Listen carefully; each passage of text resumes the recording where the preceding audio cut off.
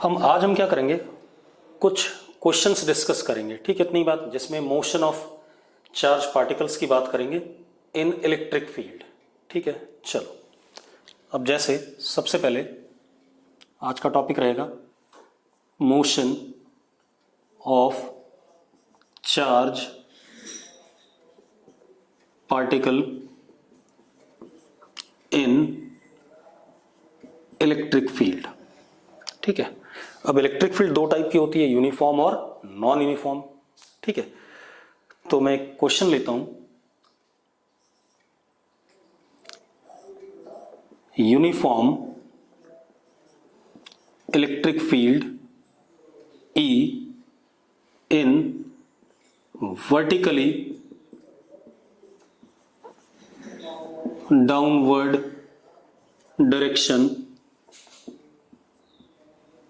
ठीक है। चलो, हमारे पास ये ग्राउंड है,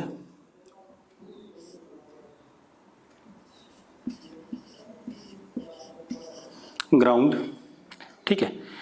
इलेक्ट्रिक फील्ड E यूनिफॉर्म है, मतलब मैग्नीट्यूड में फिक्स हर जगह, और डायरेक्शन इसका कैसा है, वर्टिकली डाउन है। तो मैग्नीट्यूड E है मान लेते हैं इसका, और कैसा direction, downward.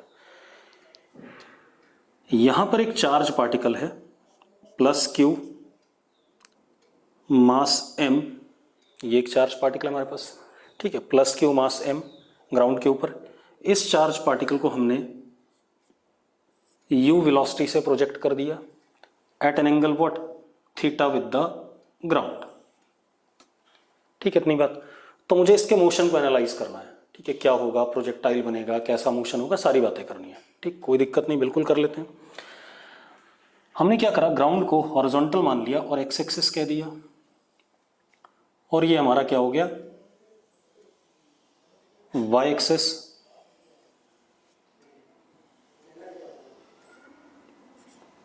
Which is what, vertical. अब अगर हम इस u के दो कंपोनेंट लें तो एक इधर की तरफ आएगा ux, and ux is u cos theta, आप सबको पता है। इधर की तरफ आएगा uy is u sin theta, आपको पता है, कोई दिक्कत नहीं इसमें। दूसरा एक और चीज, हॉरिजॉन्टल डायरेक्शन में क्योंकि आइडियल कंडीशन है तो कोई एक्सेलरेशन नहीं है, तो ax इधर की तरफ क्या होगा, 0। y डायरेक्शन में एक तो ग्रेविटी नीचे की तरफ है,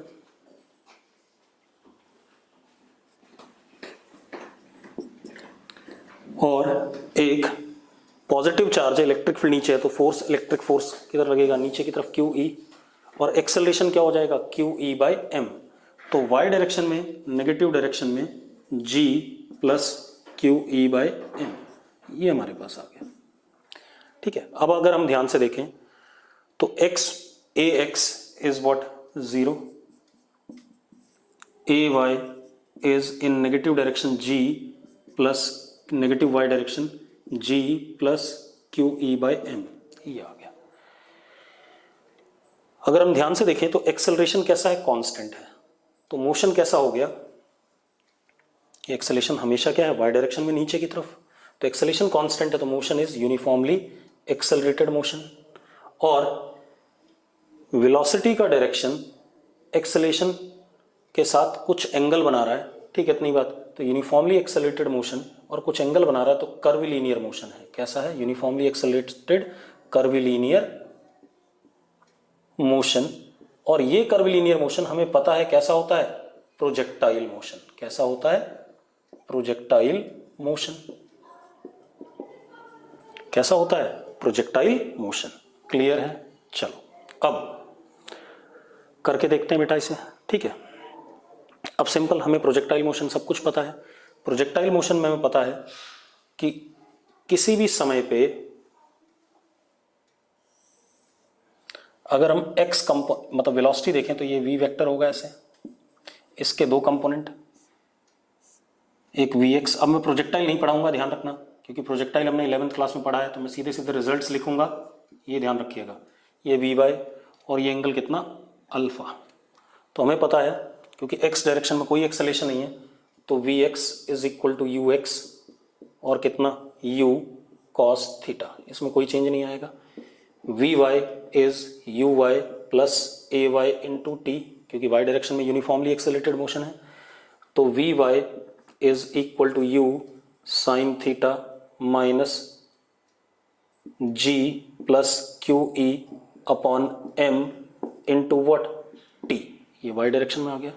तो वेलोसिटी वेक्टर हमारे पास क्या आ गया, V X vector V X I cap plus V Y J cap, magnitude में कितना आ गया under root V X square plus V Y square. दूसरा जो tan अल्फा है किसी भी इंस्टेंट पे, that is V Y upon V X, कोई इशू नहीं इसमें, इतना हमें क्लियर है। अब किसी भी समय पे अगर हम x कोऑर्डिनेट जानना चाहें पार्टिकल का, तो x coordinate is U X into T, that is u cos theta into T. y coordinate is U Y T plus half A Y into T square, यानी कि y is equal to U sine theta into T minus half G plus Q E upon M into what T square. इतनी बातें हैं।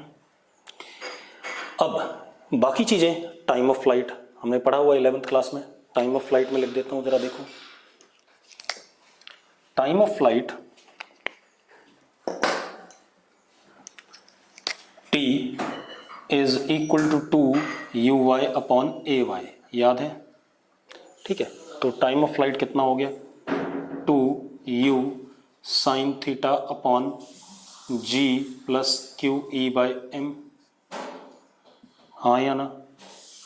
ठीक है, इसी तरीके से मैक्सिमम हाइट हमें पता है कितना होता था, U Y square upon 2 A Y, अगर याद हो आपको तो कितना हो गया, U square sine square theta upon twice G plus Q E by M, ये आ गया। अगला खेल क्या है बेटा हमारे पास, रेंज बतानी है। तो रेंज भी हमें पता है, रेंज का फॉर्मूला क्या होता था, r is equal to 2 U X U Y upon A Y, अगर याद हो आपको, हाँ या ना? तो कितना आ जाएगा बेटा ये, U square sine 2 theta upon G plus Q E by M, ये आ गया कि नहीं आ गया? क्लियर है, कोई इशू है इसमें? सिंपल सा, तुमने सारा ही पढ़ लिया। एक और क्वेश्चन देखते हैं बेटा, मिटा दें इसे। अगला क्वेश्चन, हमारे पास एक पॉइंट चार्ज ये है प्लस Q1 और दूसरा पॉइंट चार्ज यहां प्लस Q2, इनके बीच में सेपरेशन क्या है, इन्फिनिटी है। ठीक है, इतनी बात। Both charges are free to move, दोनों चार्जेस फ्री टू मूव है।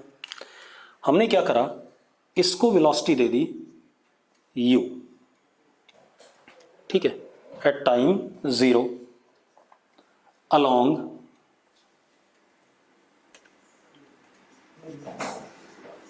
Line joining both charges. जो वेलोसिटी दी हमने कैसे दी, along line joining both charges.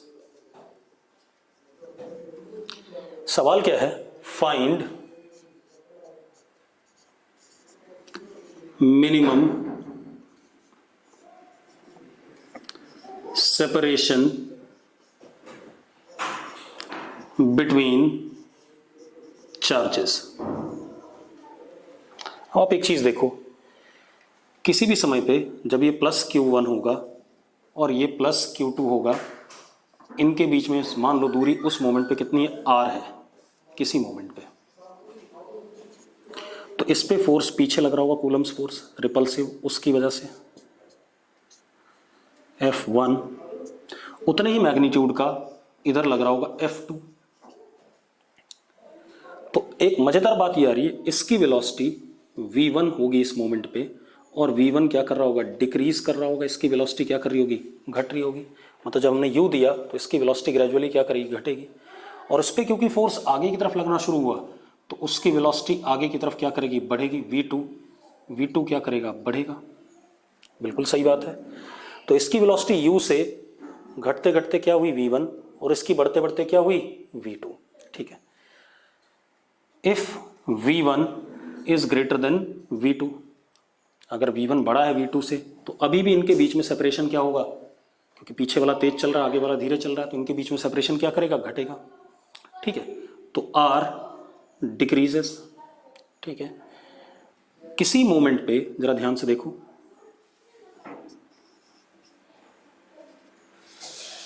ऐसा सवाल हमने कंजर्वेशन ऑफ लीनियर मोमेंटम में करा है।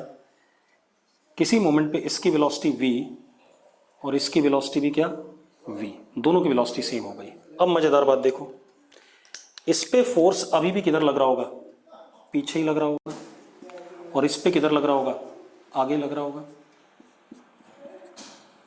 ठीक है, अब इस सिचुएशन के बाद मजेदार बात देखो, इस सिचुएशन के बाद v फर्दर घटेगा और ये v फर्दर क्या करेगा, बढ़ेगा।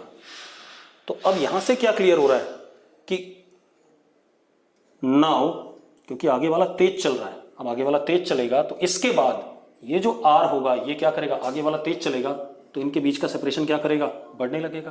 तो मतलब यही हमारी वो सिचुएशन है, कौन सी, जब सेपरेशन क्या हुआ, मिनिमम हुआ। क्योंकि इसके बाद ये तेज हो जाएगा, अगर आगे वाला तेज चलने लगे पीछे वाले से तो सेपरेशन क्या करता है, बढ़ता है, और जब तक पीछे वाला तेज चल रहा था तब तक सेपरेशन घट रहा था। तो यहां पर सेपरेशन घट रहा था, एक मोमेंट पे ये सेपरेशन आया, दोनों की वेलोसिटी क्या हो गई, सेम हो गई। दोनों की वेलोसिटी जब सेम हो गई बेटा, तो मजेदार बात देखो, जब दोनों की वेलोसिटी सेम हो गई तो अब खेल क्या हो गया, इसके बाद इसकी वेलोसिटी तो फर्दर घटेगी क्योंकि फोर्स पीछे है, और इसकी बढ़ेगी, तो आगे वाला अब तेज चलने लगा तो सेपरेशन क्या करेगा, बढ़ेगा। तो ये situation, now this is situation of minimum separation, this is situation of minimum separation. तो अब हम सॉल्व कैसे करेंगे, हमें आर मिनिमम निकालना है। इनिशियली दोनों के बीच में डिस्टेंस क्या था, इनफाइनाइट था। ठीक है, सबसे पहले we can apply conservation of linear momentum of system. क्यों, क्योंकि अगर आप किसी भी मोमेंट पे देखो, जो पीछे कूलम्स फोर्स लग रहा है उतना ही आगे कूलम्स फोर्स लग रहा है सिस्टम के ऊपर हर मोमेंट पे। तो नेट फोर्स सिस्टम पे एक्सटर्नल क्या है, जीरो है, तो मोमेंटम कैन बी कंजर्व्ड। तो हम कह सकते हैं इनिशियल मोमेंटम, इनिशियल सिचुएशन में क्या था, m1, इसका मास m1 और इसका मास क्या, m2, m1 into you. Finally जिस सिचुएशन पे हमें पढ़ना है उस सिचुएशन पे दोनों की वेलोसिटी क्या हो गई, सेम हो गई। तो m1 v plus m2 v, तो हम लिख सकते हैं v is equal to what, m1 upon m1 plus m2 into u। ये हमारा वेलोसिटी हो गया फाइनली। ठीक है, दूसरा ये हमारा फाइनल वेलोसिटीज हो गई जब दोनों पार्टिकल्स के बीच में सेपरेशन क्या है, मिनिमम है। अब हम क्या कर सकते हैं, देखो, now we can apply conservation of mechanical energy. क्यों, क्योंकि ये जो फोर्स है F1 F2, कैसा फोर्स है, Coulomb's force, which is what, conservative force, और तो कोई फोर्स है नहीं। अगर ये कंजर्वेटिव फोर्स है, ठीक है, इतनी बात, तो मैकेनिकल एनर्जी कंजर्वेशन क्या होगा, वैलिड होगा। तो initial mechanical energy is equal to what, initial momentum is equal to what, final momentum. तो initial mechanical energy is equal to what, final mechanical energy. It is equal to initial kinetic energy of system plus initial potential energy of system is equal to final kinetic energy of system plus final potential energy of system. चलो values डाल देते हैं। Initial kinetic energy सिर्फ इसके पास थी, कितनी, half m1 u square. Potential energy k q1 q2 upon infinity which is what, zero. तो initial potential energy is what, zero, equal to final kinetic energy half m1 v square plus half m2 v square. तो मैं क्या कर सकता हूं, half m1 plus m2 into what v square plus k Q1 Q2 upon are minimum. बेटा एक बात बताओ, ये इक्वेशन 1, ये इक्वेशन 2, बिल्कुल ऐसा हमने करा हुआ भी है। मैं v की वैल्यू इक्वेशन 2 में डाल दूं तो सब कुछ नॉन टर्म्स में आ जाएगा, बचेगा क्या, आर मिनिमम निकालने के लिए। तो आर मिनिमम कैलकुलेट हो जाएगा कि नहीं हो जाएगा v की वैल्यू डालने पर। क्लियर है इतनी बात? तो ये हमारा दूसरा सवाल हो गया। ठीक, मोशन ऑफ चार्जेस पे एक और देखते हैं बेटा, मिटा दें इसे। अब एक और देखो बेटा, हमारे पास यहां पर एक प्लस क्यू चार्ज है, फिक्स्ड है, ये फिक्स्ड है बेटा। क्लियर इतनी बात?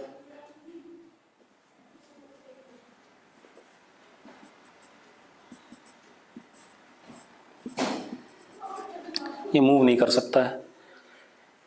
इस लाइन के परपेंडिकुलर डिस्टेंस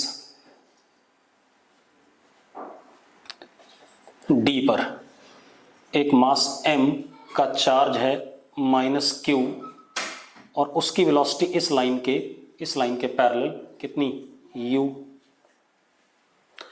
और इनके बीच में इनिशियल डिस्टेंस जो r है, r is tending to infinity.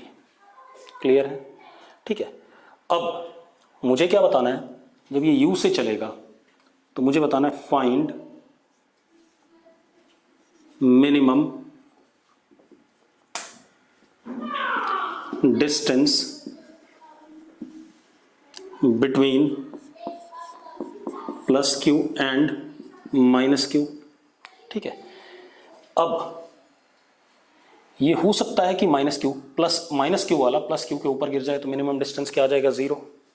ये भी कर सकता है, देखो, क्योंकि ये चार्ज इसको क्या करेगा, अट्रैक्ट करेगा। तो कुछ इस टाइप से भी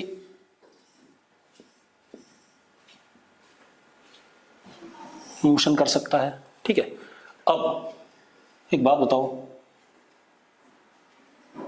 जब ये यहां पहुंचेगा,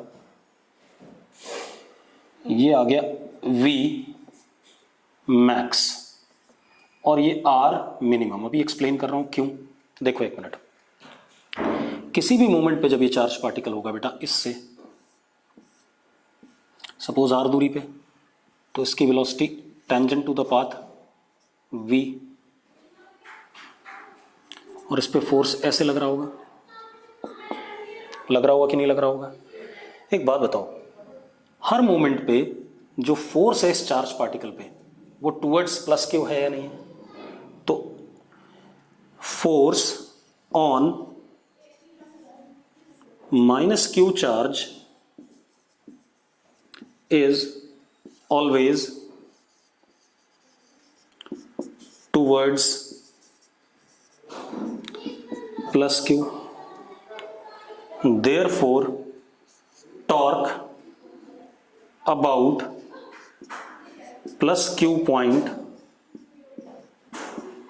is 0। कह सकते हैं या नहीं कह सकते हैं? बिल्कुल कह सकते हैं। टॉर्क इस पॉइंट के अबाउट हमेशा क्या रहेगा, 0। और अगर हम ऐसा कह सकते हैं तो angular momentum of minus q particle about plus q is conserved, angular momentum of minus q particle about plus q is conserved। ये कहानी आ गई। ठीक है। अब जरा देखते हैं, angular momentum minus q particle का about plus q is conserved. ठीक है। अब अगर ऐसा है, ठीक है, तो हम सबसे पहले कंजर्वेशन ऑफ एंगुलर मोमेंटम लिखेंगे अबाउट प्लस क्यू वाला पॉइंट।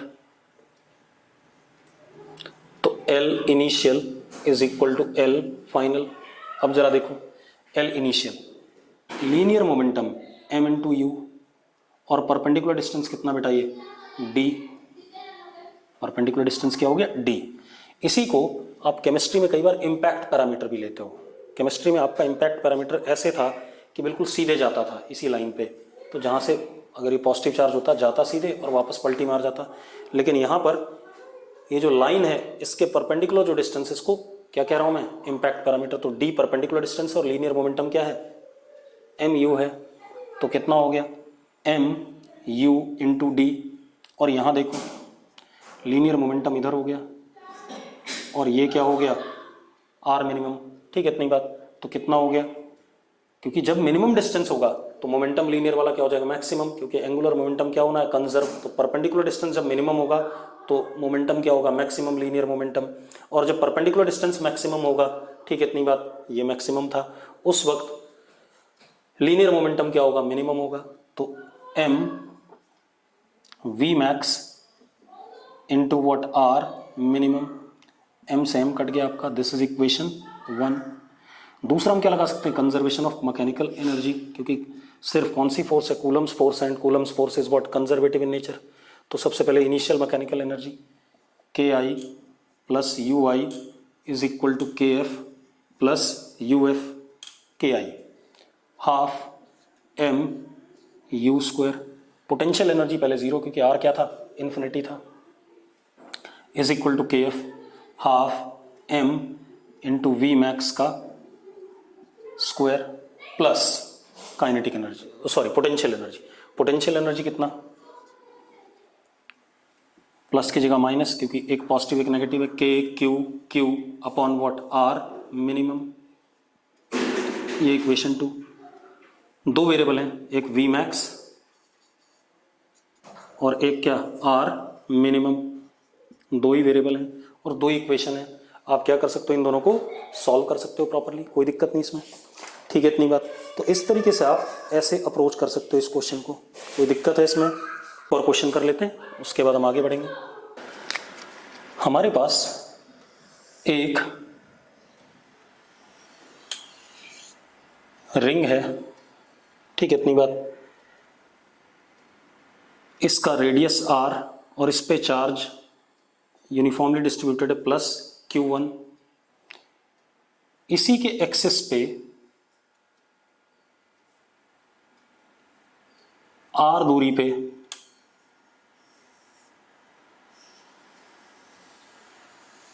एक और रिंग है, दोनों के सेंटर क्या है, सेम लाइन पे कोएक्सियल है। रेडियस इसका भी R और चार्ज इस पे प्लस Q2। एक यहां हमने प्लस Q0 रखा, क्या रखा, प्लस Q0 इनिशियली यहां पर है, ठीक है। What is work done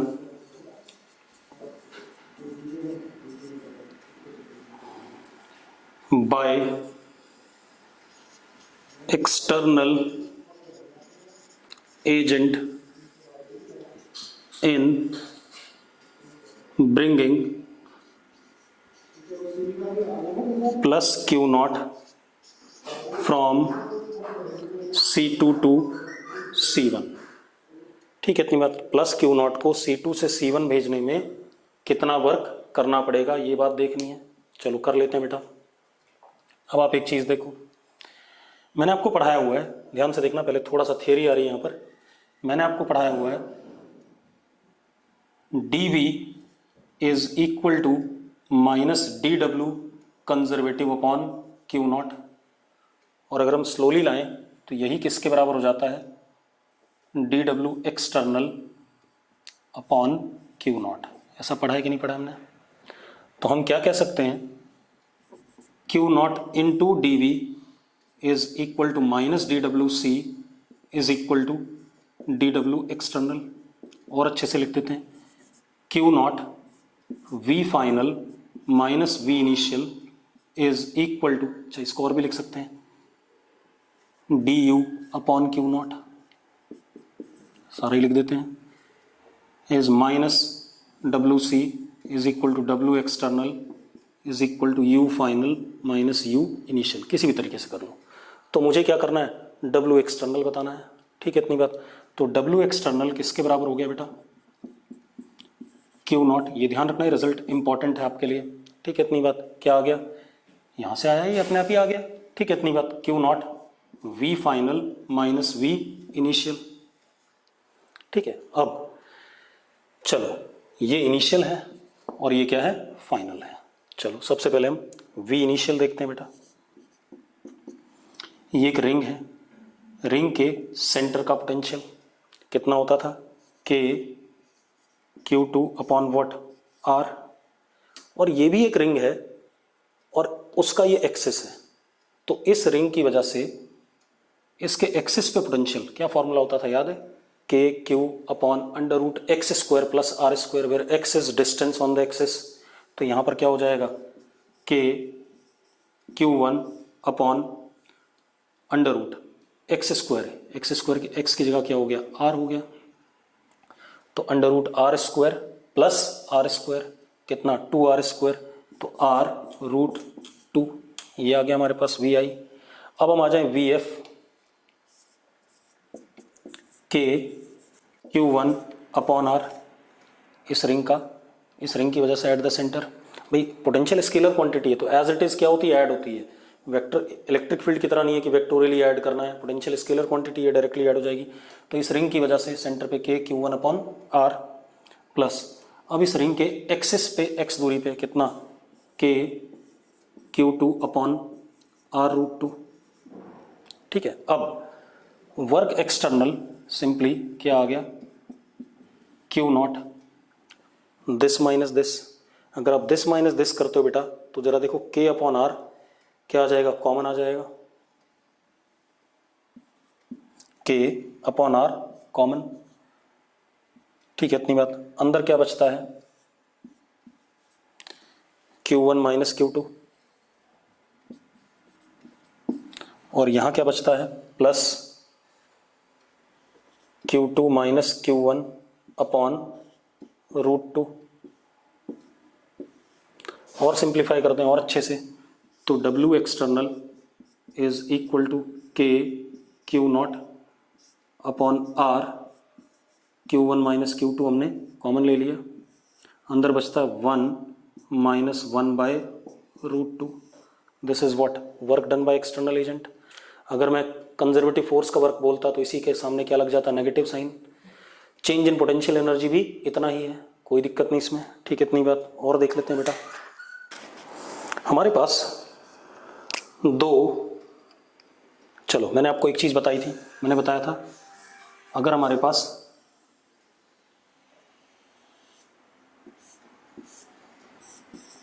conducting charged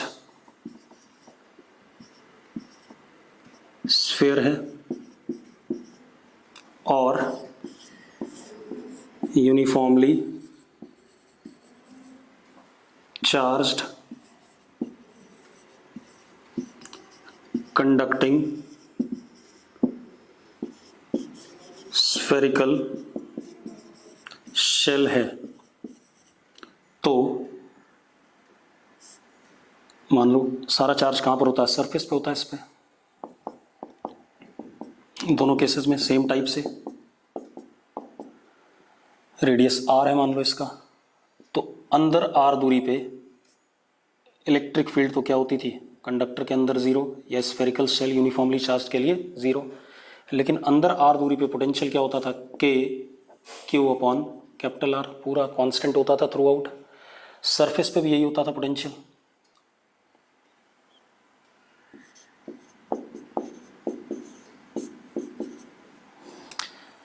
बाहर r दूरी पे इलेक्ट्रिक फील्ड रेडियली आउटवर्ड होती थी, आपने पढ़ा है, K Q upon R square, और पोटेंशियल होता था K Q upon are.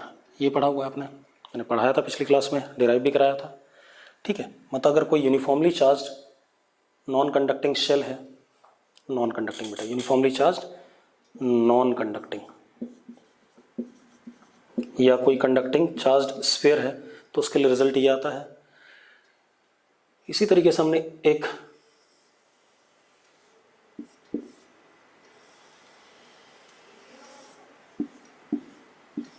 Uniformly charged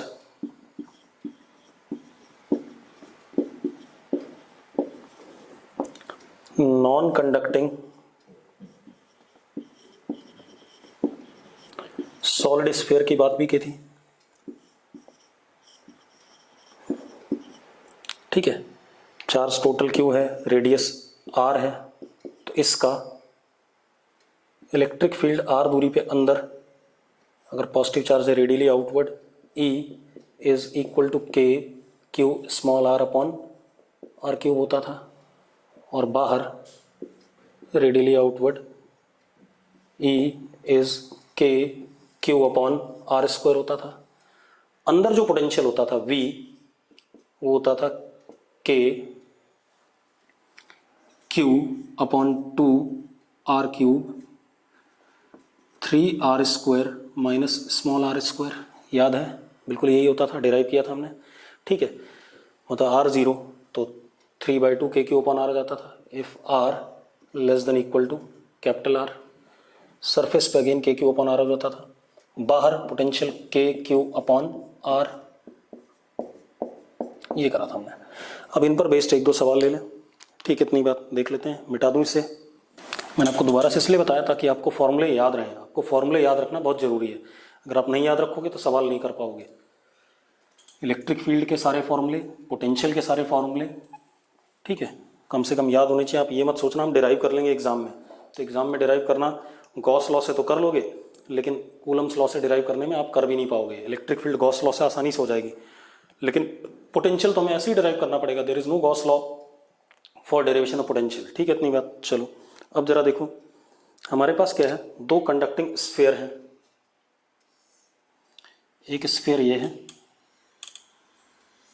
question ध्यान सुनते रहना। Two conducting spheres, one of radius r and other of radius 2r। दो कंसेंट्रिक स्फीयर्स हैं बेटा। कैसे हैं?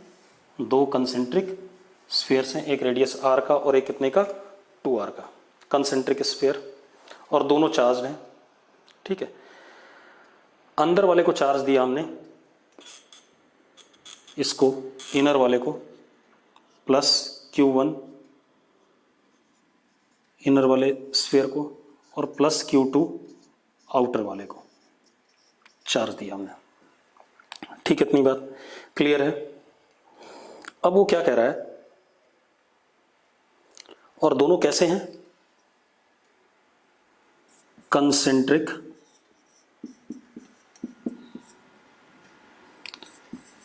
Conducting spheres, spherical shell. Concentric हैं, कंडक्टिंग है, स्फेरिकल शेल है। तो इससे मजेदार बात ये पता चलती है कि इस वाले पे Q1 चार्ज इसके सरफेस पे यूनिफॉर्मली डिस्ट्रीब्यूटेड है, इस वाले पे Q2 चार्ज इसके सरफेस पे यूनिफॉर्मली डिस्ट्रीब्यूटेड है। क्लियर है इतनी बात? तो मतलब Q1 इनर स्फीयर पे सरफेस पे uniform distribution, same way Q2 outer surface पे यूनिफॉर्म डिस्ट्रीब्यूशन। अब सवाल में क्या बोला गया हमसे कि सेंटर से 3r दूरी पे पोटेंशियल इस सिस्टम की वजह से कितना है, 900 वोल्ट है, 9000 वोल्ट है, सॉरी, कितना है, 9000 वोल्ट है। तो अब आपको क्या बताना है, पोटेंशियल सेंटर पे, यहां पे बताना है, find V at C centre पे। चलो कोई दिक्कत नहीं। अब एक काम करते हैं, क्योंकि पोटेंशियल स्केलर क्वांटिटी है, तो हम कह सकते हैं इसकी वजह से पोटेंशियल इस जगह पे प्लस इसकी वजह से पोटेंशियल इस जगह पे, दोनों का सम कितना है, 9000 है, ठीक है। तो क्या हो गया, 9000 इज इक्वल टू के Q1 अपॉन 3r, क्योंकि बाहर वाले पॉइंट के लिए फॉर्मूला क्या होता है, K Q upon small r, plus K Q2 upon 3r। तो क्या हो गया, 9000 into 3r upon K is what, Q1 plus Q2। अब आ जाए हम सेंटर पे, दोनों कंडक्टिंग स्फेरिकल शेल है। तो अंदर के पॉइंट पे जो पोटेंशियल होता है किसी भी पॉइंट पे अंदर, वो क्या होता है, जो सरफेस पे पोटेंशियल होता है उतना ही होता है। तो इस पॉइंट पे जो पोटेंशियल होगा इसकी वजह से जो इसके सरफेस पे होगा वही होगा, और इसकी वजह से भी जो इसके सरफेस पे होगा वही होगा। तो ठीक है, तो V at C is potential on surface of 1 plus potential on surface of 2।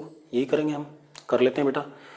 तो VC is equal to potential of surface of 1 is K Q1 upon R plus K Q2 upon 2R। Clear है बेटा? K Q1 upon R plus K Q2 upon 2R। ठीक है, तो VC is equal to K upon R common, Q1 plus Q2 by 2। अच्छा, एक चीज़ और मैंने आपको बताई नहीं, Q1 आपको दे रखा 1 माइक्रोकूलम और Q2 दे रखा आपको 2 माइक्रोकूलम। अब आप अगर यहाँ पर Q1 और Q2 की वैल्यू डालते हो तो आपको क्या मिल जाएगा, R मिल जाएगा। ठीक है, इतनी बात। Q1 और Q2 की वैल्यू डालते हो, R आपने ऊपर से निकाला है, तो ये वाला पोटेंशियल भी आ जाएगा कि नहीं आ जाएगा। क्लियर है इतनी बात? तो इस तरीके से आपको पोटेंशियल के सवाल करने हैं। ठीक है, अब एक सबसे इंपॉर्टेंट टॉपिक, ये सब छोड़ दो, जो सबसे ज़्यादा इंपॉर्टेंट टॉपिक है वो अब आते हैं हम। ये तो आपको सवाल मिल जाएंगे, आज नहीं मिलेंगे क्योंकि अभी आप टेस्ट की तैयारी करो। मैं अगली क्लास में आपको क्वेश्चंस दूंगा। ठीक है, आज आपको कोई डीपीपी नहीं दी जाएगी। आप क्या करोगे, जितने क्वेश्चन, क्योंकि मैंने कहा था इलेक्ट्रिक फील्ड तक सब आएगा या इलेक्ट्रोस्टैटिक पोटेंशियल एनर्जी तक सब आएगा। ठीक है, पोटेंशियल नहीं, इलेक्ट्रोस्टैटिक पोटेंशियल एनर्जी तक। तो जितने भी क्वेश्चन आपके बुकलेट में इलेक्ट्रोस्टैटिक पोटेंशियल एनर्जी तक के हैं, इलेक्ट्रिक फील्ड के हैं, कूलम्स लॉ के हैं, वो सारे क्वेश्चन आपने करने हैं। आप कहोगे तो मैं शाम को आपको क्वेश्चन नंबर टिक करवा दूंगा, लिख के दे दूंगा कि ये क्वेश्चन आपने करने हैं। सारे क्वेश्चन आपने कर डालने, कुछ आपने कर लिए, कुछ आप अब करोगे। ठीक है, इतनी बात। बुकलेट के जितने भी इलेक्ट्रोस्टैटिक पोटेंशियल एनर्जी तक के या पोटेंशियल तक के क्वेश्चन है, मैं आज टिक करवा दूंगा आपको, सारे करोगे। क्लियर है? डीपीपी अभी नहीं दूंगा, अगली क्लास में दूंगा। ठीक है, अब हम अगला जो सबसे इंपॉर्टेंट टॉपिक है that is equi potential surface. ये सबसे इंपॉर्टेंट टॉपिक है, ध्यान रखना, इस पे सवाल बनता ही बनता है। Equi potential surface. अब बेटा मेरी बात ध्यान सुनो। ठीक है, इक्वी पोटेंशियल सरफेस का मतलब क्या है? नाम से पता चल रहा है, इक्वी पोटेंशियल मतलब सरफेस ऐसा जिसके ऊपर पोटेंशियल क्या है, कौन सेम है, फिक्स है। ठीक है, तो क्या कह सकते हैं, locus of space where potential remains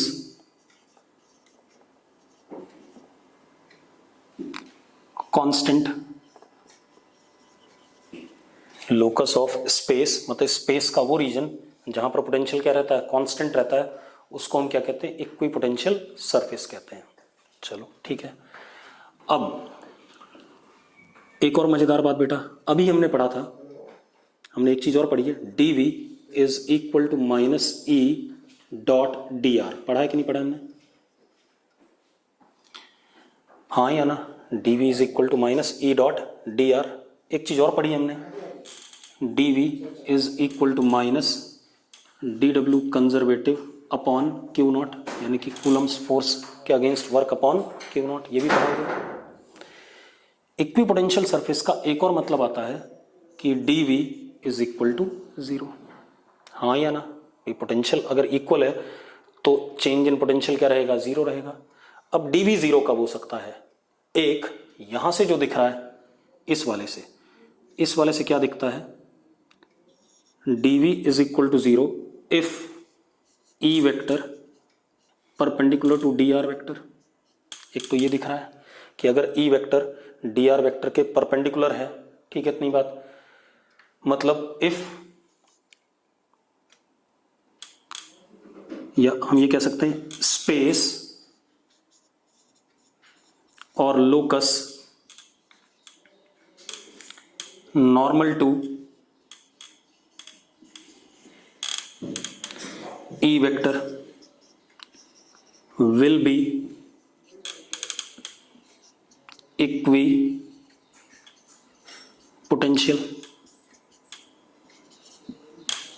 हाँ या ना? ठीक है, इतनी बात। एक और तरीका हो सकता है, dv is equal to 0 if E is equal to 0। अगर इलेक्ट्रिक फील्ड कहीं 0 हो जाए, तो अगर ये 0 है तो ये अपने आप ही पूरा का पूरा रिजल्ट क्या आएगा, 0 आएगा। तो अगर इलेक्ट्रिक फील्ड कहीं 0 है तो potential will remain what, constant in that space. तो if E is 0 in space, then that region of space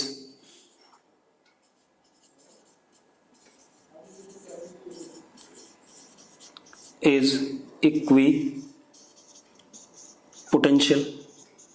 एक बात ये आ गई, हाँ या ना? अब एक यहां से भी कुछ निकाल लेते हैं।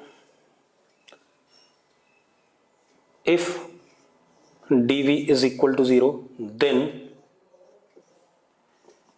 dw conservative is 0। भाई Q नॉट इंटू 0 क्या हो जाएगा, 0। मतलब वर्क डन बाय और against Coulomb's force, work done by or against Coulomb's force on equipotential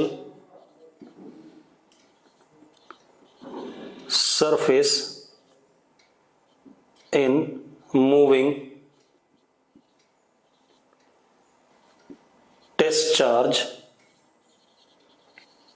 is always 0। यहां से ये कंक्लूड हुआ कि dw क्या आ गया, dw कंजर्वेटिव क्या आ गया, 0 आ गया। तो यहां से क्या पता चल रहा है कि अगर हम टेस्ट चार्ज को इक्विपोटेंशियल सरफेस पे चलाएंगे तो work done against conservative force या by conservative force, Coulomb's force में कोई वर्क करना नहीं है टेस्ट चार्ज को मूव करने के लिए। क्लियर इतनी बात? ठीक है, अब जरा इसको एनालाइज करते हैं ढंग से, ये कहां कहां हो सकता है। ठीक है, इतनी बात। एक चीज और दिख रही है कि electric field perpendicular to d r, है ना? ठीक है, चलो मिटा दूं इसे। आप ऐसे देखो, अगर ये पॉइंट चार्ज है प्लस क्यू,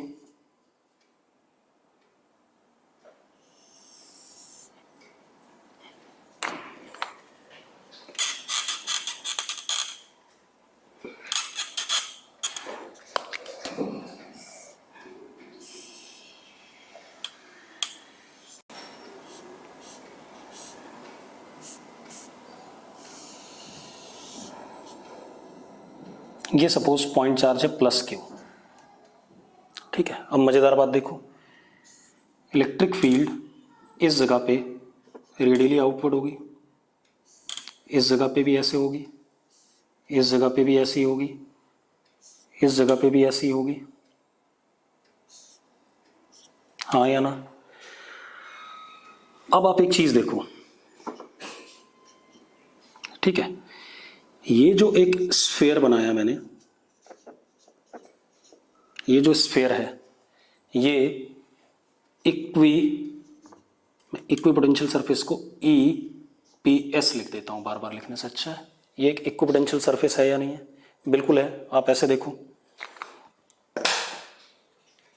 अगर हम इस सरफेस पे इधर की तरफ थोड़ा सा dr लेते हैं सरफेस के अलोंग, तो ये जो dr वेक्टर है, ध्यान से देखो, E के क्या है, परपेंडिकुलर आ रहा है कि नहीं आ रहा है? तो यही कंडीशन थी कि E वेक्टर dr के क्या हो जाए, परपेंडिकुलर, तो क्या आएगा, इक्विपोटेंशियल सरफेस। तो ये जो स्फीयर बनाया मैंने इमेजिनरी किसी भी दूरी पर, सेंटर से इसके पॉइंट चार्ज से कुछ दूरी पर जो स्फीयर बनाया, इस स्फीयर को हम क्या कह सकते हैं, इक्विपोटेंशियल सरफेस। क्यों?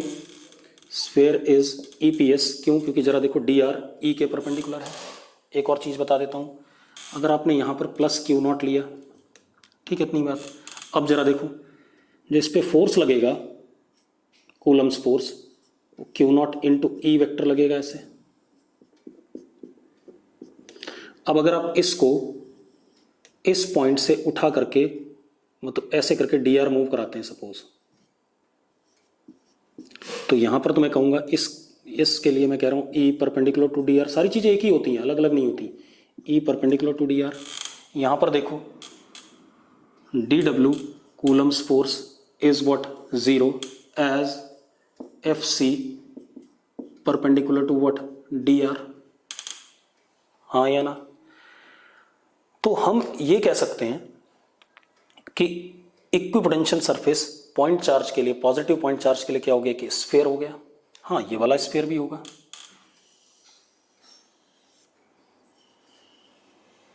ये वाला स्फीयर भी क्या है, ईपीएस है, हाँ या ना। ये वाला स्फीयर भी क्या है, ईपीएस है।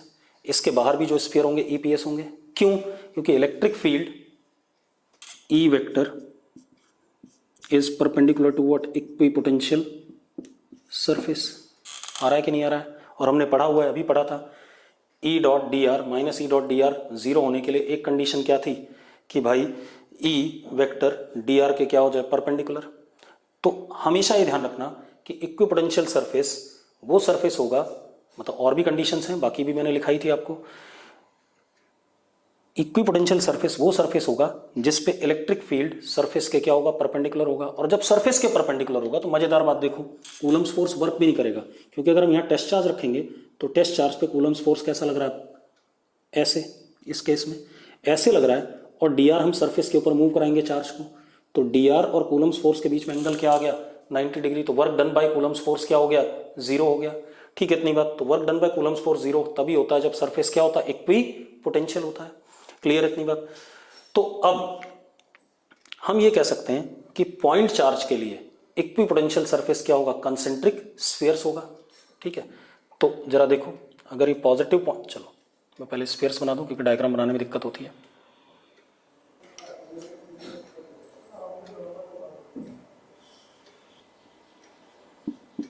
प्लस क्यू, तो इसका पोटेंशियल V1 सबसे अंदर वाले का, इसका पोटेंशियल V2, इसका कितना V3। और आपको पता भी है हमने potential due two point charge क्या निकाला था, K Q upon small are. तो जरा देखो, अगर स्मॉल आर छोटा है तो पोटेंशियल क्या होगा, ज्यादा होगा। तो V1 greater than V2 greater than what, V3। पक्की बात है, ठीक है, क्योंकि पोटेंशियल क्या होता है, V due two point charges के Q upon are.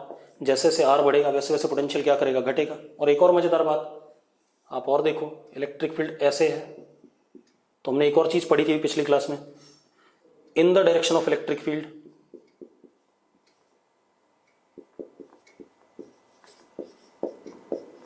Potential decreases. तो बाहर की तरफ जाएंगे तो पोटेंशियल क्या करेगा, घटेगा। तो पॉजिटिव पॉइंट चार्ज के लिए इक्विपोटेंशियल सरफेसेस क्या है, कंसेंट्रिक स्फीयर्स। ठीक है, इतनी बात। And potential decreases as r increases. आप देख लो, और हर जगह देखो, हर इक्विपोटेंशियल सरफेस पे इलेक्ट्रिक फील्ड हमेशा क्या है, परपेंडिकुलर टू इक्विपोटेंशियल सरफेस। तो क्या कह सकते हैं, for plus Q point charge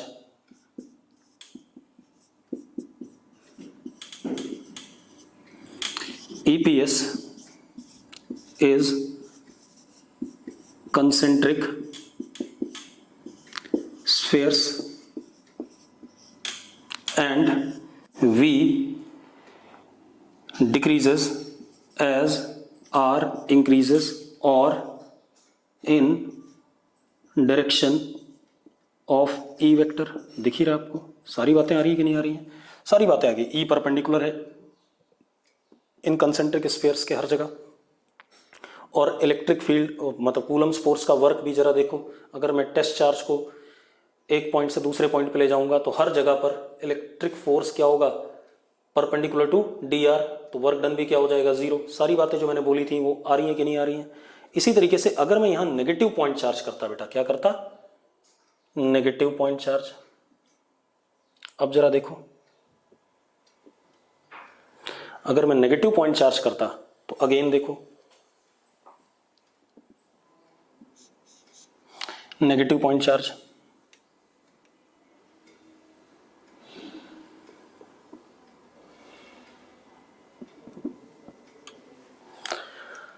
अगर हम नेगेटिव पॉइंट चार्ज करें तो जरा देखो ई वेक्टर अंदर की तरफ हो जाएगा, है अभी भी क्या डी आर के परपेंडिकुलर, तो E perpendicular to d r. ठीक है, तो स्फीयर के क्या है परपेंडिकुलर है। अगर हम यहां देखें, ये मैंने प्लस क्यू नॉट रखा, तो जो फोर्स लगेगा अंदर लग जाएगा q naught into E vector, this is F Coulomb's. तो जरा देखो F Coulomb is perpendicular to d r, तो वर्क डन क्या हो गया 0 हो गया अगेन। तो इसके भी कंसेंट्रिक स्फीयर्स हैं, कोई दिक्कत नहीं, लेकिन इसके साथ एक कहानी है, इलेक्ट्रिक फील्ड किधर की तरफ डायरेक्टेड है, अंदर की तरफ डायरेक्टेड है। और अगर अंदर की तरफ डायरेक्टेड बेटा तो पोटेंशियल क्या होता था माइनस के क्यू अपॉन आर। तो in direction of E V decreases, अंदर की तरफ जाओगे तो वी क्या करेगा घटेगा। तो इसका मतलब सबसे बड़ा वी किसका है बाहर वाले का, उससे बड़ा किसका अंदर वाले का। तो अंदर पोटेंशियल क्या कर रहा है घट रहा है। तो for minus Q point charge EPS is again concentric spheres and V decreases as R decreases or in the direction of what E। ठीक है इतनी बात, क्योंकि more negative is what smaller। Clear है। अब आगे बढ़ते हैं बेटा, अब आते हैं हम infinite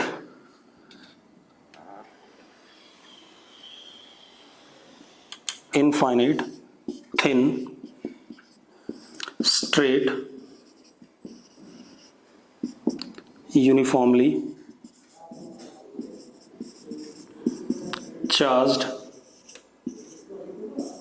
wire plus lambda suppose मान लेते हैं। तो अब जरा देखो इलेक्ट्रिक फील्ड इसकी वजह से, ये प्लस लेमडा वाली वायर है, इलेक्ट्रिक फील्ड इसकी वजह से lambda upon 2 pi epsilon naught R ऐसे, lambda upon 2 pi epsilon naught R ऐसे, lambda upon 2 pi epsilon naught R ऐसे, lambda upon 2 pi epsilon naught R ऐसे। मतलब ऐसे करके इलेक्ट्रिक फील्ड सिलिंड्रिकली रेडियल होगी कि नहीं होगी। तो ई वेक्टर कैसा है सिलिंड्रिकली रेडियल।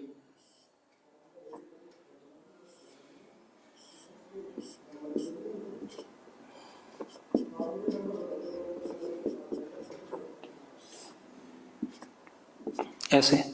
तो अब अगर हमारा इक्विपोटेंशियल सरफेस क्या होता है ई के परपेंडिकुलर हमेशा, तो इसके लिए क्या बनेगा बेटा, इसके लिए जो हमारे पास बनने वाला है वो बनने वाला है कंसेंट्रिक सिलेंडर्स।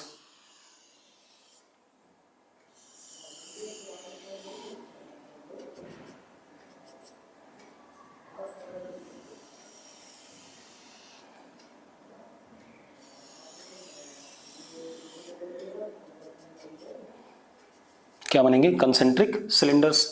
तो ईपीएस क्या हो गए यहां पे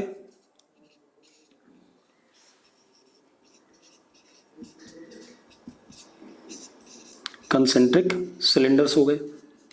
बिल्कुल सही बात है। अगर आप देखो ये एक हमारे पास क्या है इन्फिनिट वायर है यूनिफॉर्मली चार्ज, तो एक मैंने सिलेंडर लिया, तो हर जगह इलेक्ट्रिक फील्ड क्या होगा सिलेंडर के क्या आएगा परपेंडिकुलर आएगा। क्यों, क्योंकि E perpendicular to EPS always. ठीक है, सिलेंडर की कोई हाइट नहीं है क्योंकि जहां तक वायर होगी वहां तक होगी, और वायर कैसी है इनफाइनाइट है। ठीक है, concentric cylinders E perpendicular to EPS. अब अगर इन सिलेंडर्स पे मैं कोई टेस्ट चार्ज रखूं और उसको सिलेंडर के एक पॉइंट से दूसरे पॉइंट पे ले जाऊं, तो कूलम्स फोर्स का वर्क क्या होगा 0 होगा। हाँ एक चीज और, ये V1 और ये V2। अब जरा देखो V1 ग्रेटर देन V2, क्यों, क्योंकि इलेक्ट्रिक फील्ड की डायरेक्शन में जब जाओगे तो पोटेंशियल क्या करता है घटता है, ये हमने पढ़ा हुआ है। ठीक है इतनी बात, और ये कहानी आ गई हमारे पास। अब इसके बाद क्योंकि इलेक्ट्रिक फील्ड के डायरेक्शन में जब हम जाएंगे तो हमने पढ़ा हुआ पोटेंशियल क्या करता है घटता है। अगला फॉर यूनिफॉर्म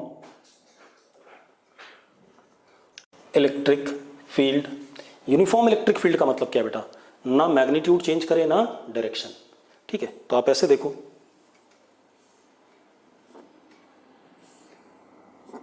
ये इलेक्ट्रिक फील्ड वेक्टर्स हैं। ठीक है, अब अगर इनका ना मैग्नीट्यूड चेंज कर रहा ना डायरेक्शन, डायरेक्शन हमेशा उधर है, मैग्नीट्यूड भी फिक्स है, तो अब इनके परपेंडिकुलर मतलब इस कमरे में अगर मैं कोई इलेक्ट्रिक फील्ड पूरी इधर की तरफ है हमेशा, तो मैंने क्या करा एक ये प्लेन रख दिया। जरा देखो हर जगह प्लेन पे इलेक्ट्रिक फील्ड क्या है परपेंडिकुलर है, तो ये प्लेन क्या हो गया, एक ये जो प्लेन बनाया मैंने इलेक्ट्रिक फील्ड के परपेंडिकुलर, ये क्या हो गया हमारा इक्विपोटेंशियल सरफेस। तो हम क्या कह सकते हैं, ये वाला प्लेन फिर इसके पैरेलल ये दूसरा प्लेन, फिर इसके पैरेलल तीसरा plane. These are what? Planar surfaces, ऐसे planar surfaces normal to E vector. अब अगर मैं एक चार्ज को यहां से यहां ले जाऊंगा तो जरा देखो फोर्स कैसा आ रहा है, सरफेस के परपेंडिकुलर, तो वर्क डन क्या आ जाएगा? 0 आ जाएगा। तो planar surfaces normal to E vector are what? EPS. एक और चीज बेटा, अगर ये V1 है, ये V2 है और ये V3 है, तो इलेक्ट्रिक फील्ड के डायरेक्शन में पोटेंशियल घटता है। तो V1 greater than V2 greater than what? V3। Clear है? तो ये हमारा क्या हो गया? Equipotential surface. अभी खत्म नहीं हुआ है, ठीक है, इसको खत्म हम अगले लेक्चर में करेंगे। मैंने आपको सिर्फ आज इक्विपोटेंशियल सरफेस की डेफिनेशन बताई है, ठीक है, और मैंने आपको ये बताया आज कि इक्विपोटेंशियल सरफेस पे अगर एक टेस्ट चार्ज को हम एक जगह से दूसरी जगह ले जाते हैं तो वर्क डन क्या होता है? 0 होता है, कूलम्स फोर्स के द्वारा या उसके अगेंस्ट। दूसरा, मैंने हमेशा एक चीज बताई कि इलेक्ट्रिक फील्ड वेक्टर हमेशा इक्विपोटेंशियल सरफेस के क्या होना चाहिए? परपेंडिकुलर होना चाहिए। बाकी जो केसेस हैं कि E0 होने पर भी इक्विपोटेंशियल सरफेस होता है, उसको हम अगली क्लास में डिस्कस करेंगे, ठीक है। तो आज इतना ही रखेंगे, ठीक है। आपको मैं आज क्वेश्चन टिक करा दूंगा, कौन कौन से क्वेश्चन आपने बुकलेट के करने हैं, ठीक। और टेस्ट में सिर्फ इलेक्ट्रोस्टैटिक पोटेंशियल एनर्जी